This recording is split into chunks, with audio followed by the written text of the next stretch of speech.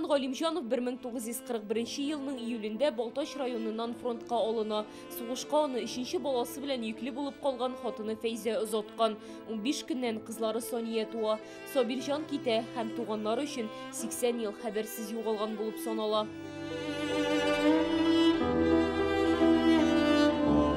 Сугышка киткәндә әнигә әйткән булган. Мин исән булсам, кайда гына булсам да, чит илдә буламмы, әллә башка җирдәме, мин 6 елдан кайтырмын, мине көт дигән. 6-10 ел гомер буе көтәләр. Кечкенә Сониянең дә өмете өзелми. Башта фронттан әтисенең хатлары да килгәләгән, ләкин өйдән язганнары барып җитми. Шул килеш әти минем туганымны да белми, шул дөньядан киткән дип уйлыйм инде. Аннары 42нче елны инде кайсы айда икәнен төгәл әйтә алмыйм, әнигә хәбәр килгән. Әтиегез шушындый кеше хәбәрсез югалды дип инде теге кара хат килгән инде. Сугыш тәмамланып берничә ел узгач әтиләре турында хәбәр алалар. Сезгә таныш булмаган Рәхимов ханнан яза.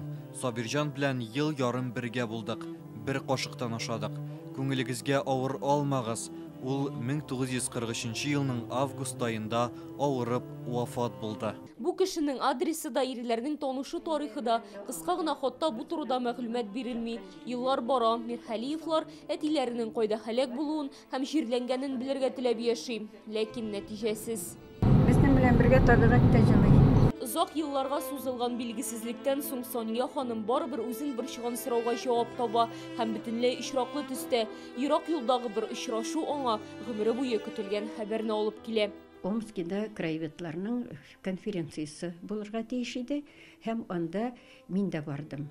Менә минем иптәш кызым да барды, ул бер поездда, мин икенче поездда. Һәм миңа хәбәр итә. Синең әтиең нинди исемле, фамилиялы, туган елын җибәрәле дип. 5 минуттан миңа җавап килде. Җавапта әтисенең әсирлеккә төшеп, Люкенвальд шәһәрендәге лагерьга эләгүе, соңра канда барлыкка килгән зиратта җирләнүе турында языла.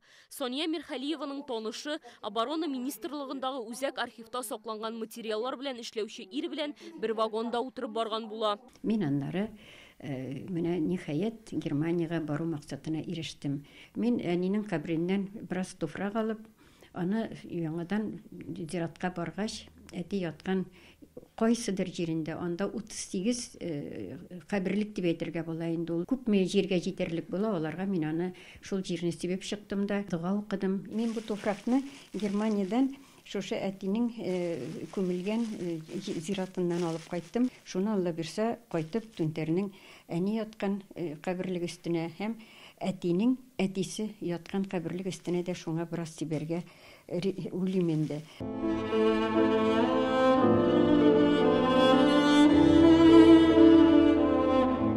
Җирләре белән булса да бергә кавышсыннар дип шундый теләгем мине тагын. Бабайны бер дә күргәнем юк. Күптән ишеттем, әни сөйләште. Мен бабаем бар иде. Әни үзе дә үзе әтине дә белмәде. Әбием сөйләште, мин бабайга дип ашаганым, мен бераз белем шулаймы, юкмы? Барбер мин бик шат. Әни бабайның судьбаны белде. Күмгән җирне күрде. Хәзер Сония ханым әтисенең исемен ул җирләнгән мемориаль комплекстагы истәлек тактасына язуларын тели. Моның өчен кирәкле документларны Германиягә җибәргән инде. Кайда гына ятып калсаң да син, тыныч йокла әткәй кабриндә. Синең исемең мәңге онытылмас, сакланыр ул безнең күңелдә. Алия Сабирова, Данил Филатов, Яңа Гасыр каналы.